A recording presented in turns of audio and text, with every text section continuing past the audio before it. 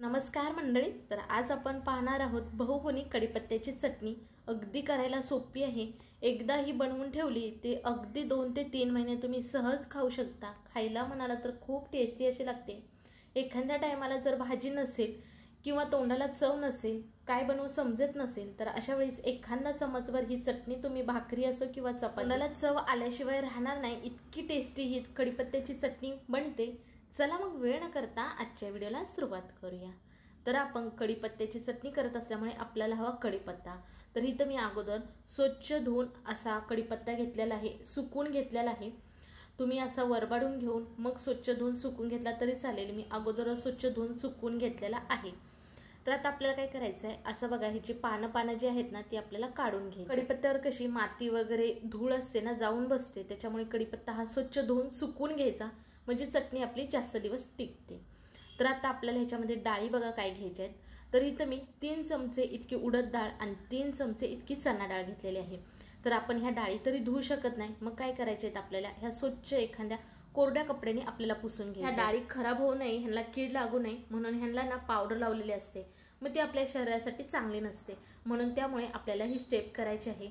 नाहीतर तुम्ही स्वच्छ ह्या डाळी धुवून कडकडीत उन्हामध्ये सुकून घेऊ शकता।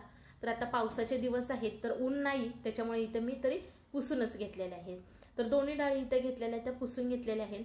आता ह्या डाळी मी 3-3 चमचे घेतलेत आणि वजन म्हणालात तर 50-50 ग्रॅम इतक्या डाळी घेतलेल्या आहेत। नंतर आपल्याला लागणार आहेत शेंगदाणे आणि सुकं खोबरं। तर शेंगदाणे 100 ग्रॅम घेतलेत, त्याचबरोबर खोबरं सुद्धा 100 ग्रॅम घेतलेलं आहे। तर आपली ही पूर्वतयारी असली की चटणी करायला अजिबात वेळ लागत नाही। चला मग आता आपण गॅसकडे वळूयात। तर गॅस चालू करून एक कढई ठेवली। कढई आपली गरम झाली की ह्याच्यामध्ये अर्धी पळी इतकं तेल घातलेलं आहे। मग आता आपण जी उडदाची डाळ घेतली होती ना ती आपल्याला ह्याच्यामध्ये घालून छान खरपूस होईपर्यंत भाजायची आहे। आता उडदाची डाळ भाजत असताना हा खमंग सुवास जो सुटतो, कोणाकोणाला आवडतो कमेंट करून सांगा। माझा तर खूप आवडीचा सुगंध म्हणालात तर ही डाळ भाजतानाचा। तर मध्यम गॅसवरती किंवा लो गॅसवरती आपल्याला छान खरपूस अशी डाळ भाजायची आहे। डाळ करपू द्यायची नाही, नाहीतर चटणी आपली थोडीशी कडवट लागते, त्याच्यामुळे हलक्या सोनेरी कलर आला की आपल्याला डाळी काढायची। आता बघा उडदाची डाळ सोनेरी कलरवर भाजली की आपल्याला लगेच चणा डाळ घालायची आहे आणि ती सुद्धा आपल्याला ह्याच्यामध्ये भाजून घ्यायची आहे। तर बघा छान लालसर अशा ह्या आपल्या डाळी झालेल्या आहेत। पण डाळी भाजत असताना गॅस मीडियम टू लोच ठेवायचा आहे, वाढवायचा नाही। बघा डाळी छान कुरकुरीत होईपर्यंत भाजल्यात। आता आपण हा खाली एका ताटामध्ये काढून घेणार आहोत। आता त्याच कढईमध्ये आपल्याला खोबरं भाजायचं आहे, पण खोबरं भाजत असताना आपल्याला तेल घालायची गरज पडत नाही, कारण खोबऱ्याला स्वतःचं तेल असतं, त्याच्यामुळे आपल्याला वरून एक्स्ट्राचं तेल घालायला लागत नाही। आपल्याला ह्याच्यामध्येच खोबरं हे छान असं भाजून घ्यायचं आहे। खोबरं सुद्धा जास्त काळसर करायचं नाही, हलकं सोनेरी कलर येऊपर्यंत आपल्याला हे भाजून घ्यायचं आहे। खोबरं खिसल्यानंतर हे पातळ होतं, त्याच्यामुळे हे लगेच भाजलं जातं, त्याच्यामुळे खोबरं सतत हलवत राहायचं, त्याला एकटं सोडायचं नाही। तर बघा खोबरं सुद्धा छान लालसर असं झालेलं आहे, मस्त सोनेरी कलर आलेला आहे। आता आपलं हे खोबरं सुद्धा भाजलेलं आहे, ते सुद्धा आता आपण काढून घेणार आहोत। आता त्याच कढईमध्ये जे आपण शेंगदाणे घेतले होते 1 वाटी, ते आपल्याला शेंगदाणे घालायचे। शेंगदाणे सुद्धा आपल्याला छान खरपूस मंद गॅसवरती भाजून घ्यायचे आहेत। पण तुम्हाला विचारते, तुम्ही आपल्या चॅनलला अजूनपर्यंत सबस्क्राईब केलं की नाही? केलं असेल तर ठीक आहे, पण नसेल केलं तर प्लीज आपल्या चॅनलला सबस्क्राईब करा। व्हिडिओ जरा सुद्धा आवडला तर लाईक करायला विसरू नका। शेंगदाणे हलके भाजले की मग आपल्याला ह्याच्यामध्ये तीळ घालायचे। तीळ इथं मी 2 चमचे इतके घातलेले आहेत। नंतर 8 ते 10 लसणाच्या पाकळ्या घातलेल्या आहेत, म्हणजे ह्यांच्याबरोबर लसूण सुद्धा थोडासा असा भाजला जाईल, म्हणजे त्याचा सुद्धा ओलसरपणा निघून जाईल, म्हणजे चटणी आपली टिकायला जास्त मदत होईल, त्याच्यामुळे लसूण सुद्धा भाजायचा। आता बघा तीळ चांगले तडतडू लागले, उडायला लागले की समजायचं हे छान आपले भाजले गेलेत, मग ते आपण काढून घेणार आहोत। आता त्याच कढईमध्ये बघा थोडंसं तेल घातलेलं आहे आणि आपण जो कढीपत्ता घेतला तो आपल्याला भाजून घ्यायचा आहे। आता कढीपत्ता चांगला चुरचुरीत होईपर्यंत भाजून घ्यायचा आहे। कढीपत्ता धुतल्यानंतर त्याला थोडंसं सुद्धा पाणी राहता कामा नये। जर तुम्ही दुपारी किंवा संध्याकाळी चटणी करणार असाल तर सकाळीच कढीपत्ता हा धुवून ठेवा, म्हणजे तो छान असा सुकला जाईल। धुवून थोड्या वेळासाठी उन्हामध्ये ठेवला तर ते लगेच सुकला जाईल। तर आता कढीपत्त्याचे फायदे सांगायला गेले तसे भरपूर आहेत। तर महिलांच्या समस्या असतात केसाबद्दल, कोंडा झाला, केस गळती, त्याच्यावर रानबाई उपाय म्हणायला गेलात तर कढीपत्त्याचे सांगायला गेले तसे खूप असे फायदे आहेत। कढीपत्ता हा आपल्या डोळ्यासाठी खूप फायदेशीर आहे, त्याचबरोबर आपली त्वचा म्हणजे स्किनसाठी सुद्धा त्याचे खूप असे फायदे आहेत। यांच्यामुळे आपण कढीपत्त्याचं सेवन हे केलंच पाहिजे, आपल्या आहारामध्ये कढीपत्ता हा आलाच पाहिजे। तर बघा छान चुरचुरीत होईपर्यंत कढीपत्ता भाजलेला आहे। आवाज बघा चांगला खळखळ येऊपर्यंत हा कढीपत्ता भाजून घेतलाय, बघू शकता असा चुरचुरीत होईपर्यंत भाजायचा, म्हणजे आपली चटणी जास्त दिवस टिकण्यास मदत होते। तर बघा इथं सगळे भाजेल असे जिन्नस इथं मी एका ताटामध्ये काढून घेतलेले आहेत। आता हे सगळे जिन्नस थंड झाले का मगच आपल्याला मिक्सरच्या भांड्यामध्ये घालून हे वाटून घ्यायचे आहेत। ही चटणी वाटत असताना आपल्याला भरड अशी वाटायची आहे, बारीक वाटायची नाही।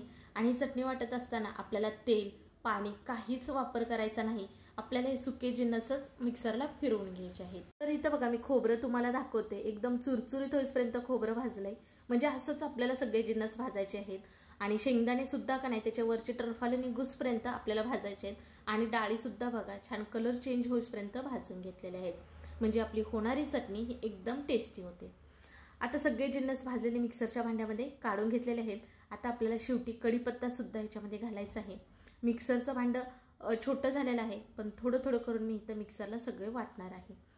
तर आता लाल तिखट बघा, इथं मी घरात जे वापरतो आपण ते लाल तिखट घालायचं आहे। तर इथं मी लाल तिखट 1 चमचाभर इतकं घातलं।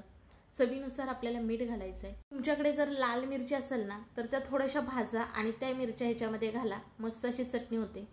तुम्हाला जर आवडत असेल तर चिंचेचे 1 किंवा 2 बुटुक ह्याच्यामध्ये घालू शकता, म्हणजे चटणी आणखीन चवीला खूप भारी लागते। तर बघा मिक्सरला छान असं वाटलेलं आहे, पण वाटत असताना पाणी तेल काहीच वापरलेलं नाही बरं का, हे आपल्याला सुके जिन्नसच वाटून घ्यायचे आहेत। तर बघू शकता इथं आपली चटणी कशी झालेली आहे, एकदम मस्त। ही चटणी भाकरी असो चपाती असो त्याच्यावरती घ्यायची, थोडंसं तेल टाकायचं, खायला म्हणाल तर जबरदस्त लागते। खरंच तुम्ही ना एकदा थोड्या तरी क्वांटिटीमध्ये करून बघा आणि मग मला कमेंट करून सांगा तुमची चटणी कशी झाली म्हणून। खरंच ह्या चटणीच्या पुढे सगळ्या चटण्या फिक्या आहेत म्हणायला हरकत नाही। माझी तर सर्वात आवडती चटणी म्हणालात तर ही कढीपत्त्याची चटणी। पण जेव्हा नाश्त्यासाठी पोहे करतो किंवा वरण करतो त्याच्यामध्ये कढीपत्ता घालतो, पण आपण जेवताना तो कढीपत्ता बाजूला सारून ठेवतो, मुले असो किंवा आपण मोठे असो। फारसं असं कढीपत्त्याचं आपण सेवन करत नाही। मग अशा वेळेस ही चटणी कढीपत्त्याची करून एखाद्या कोरड्या डब्यामध्ये भरून रोज आपण जेवणामध्ये 1 चम्मचभर तरी खाऊ शकतो। त्याच्यामुळे तुम्ही कढीपत्त्याची एकदा चटणी करून बघा, खूप असे ह्याचे फायदे आहेत। आता ही चटणी लहानांपासून मोठ्यांपर्यंत सगळ्यांना आवडते। हे तिखट अजिबात झालेलं नाही, कारण आपण तिखट थोडंसं कमी वापरलेलं आहे। ह्याचं कारण सांगते, कारण माझ्या घरात लहान मुले आहेत, त्यांना ही चटणी खूप आवडते, त्याच्यामुळे इथे मी थोडीशी तिखट कमी केलेली आहे। रेसिपी म्हणालात तर माझ्या आईची रेसिपी आहे। तर माझी आई ना अशी चटणी करून ठेवायची आणि जेव्हा केव्हा भूक लागेल तेव्हा चपाती आणि ही तेल चटणी घेऊन आम्ही खायचो। मग त्यामुळे आता मी सुद्धा अगदी तसंच करते, सुद्धा अशी चटणी करून ठेवते, म्हणजे कधी भाजी करायला वेळ झालेला असेल तर मुलांना भूक लागली असेल तर अशा वेळेस चपाती जर केलेली असेल तर पटकन ही चटणी चपातीवरती घालायची, थोडंसं तेल घालायचं आणि सगळीकडे पसरून घ्यायचं आणि ह्याची गुंडाळी करून दिली तर मुलं आवडीने खातात। मी सुद्धा अशीच खायची, मला खूप आवडायची ही। आणि माझ्यासुद्धा आता घरात लहान मुलं आहेत तर त्यांना सुद्धा मी अशी करून देते, जे की त्यांना खूप आवडतं। सहसा कढीपत्ता हा आपल्या जास्त सेवनात येत नाही, आपण केव्हा पोहे किंवा वरण करत असतानाच ह्याच्यामध्ये कढीपत्ता घालतो, पण तेव्हा सुद्धा मुलं काय करतात कढीपत्ता बाजूला सारतात। पण जर अशी चटणी केलात तर रोज त्यांच्या सेवनमध्ये कढीपत्त्याचा समावेश होईल, त्यामुळे नक्की ट्राय करून बघा। व्हिडिओ जास्तीत जास्त लोकांपर्यंत शेअर करा। चला पुन्हा भेटू नवीन एका रेसिपी सोबत, तोपर्यंत बाय।